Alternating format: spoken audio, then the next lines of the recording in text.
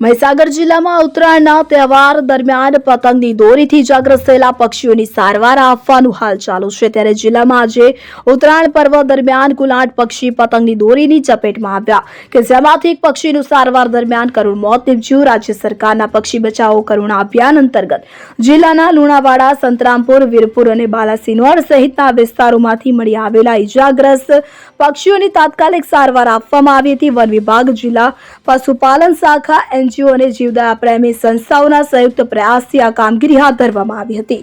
તો છેલ્લા 3 દિવસમાં જિલ્લામાં કુલ 11 પક્ષીને સારવાર આપવામાં આવી છે, જેમાં ઉત્તરાયણમાં 8 અને અગાઉના 3 દિવસમાં 3 પક્ષીઓનો સમાવેશ થાય છે। ત્યારે સારવાર પામેલા મોટા ભાગના પક્ષીઓની સ્થિતિ સ્થિર છે। તંત્ર દ્વારા ઇજાગ્રસ્ત પક્ષીઓની સારવાર માટે મોબાઈલ અને ટોલ ફ્રી નંબર જાહેર કરવામાં આવ્યો છે અને વિશેષ સારવાર કેન્દ્રો પણ કાર્યરત કરવામાં આવ્યા છે। Bureau report CN24 news. હવે જુઓ દેશ દુનિયાની તમામ ખબરો તમારી આંગળીના ટેરવે। ઉઠાવો મોબાઈલ અને ગૂગલ પ્લે સ્ટોર પરથી ડાઉનલોડ કરો અમારી CN24 ન્યૂઝ મોબાઈલ એપ।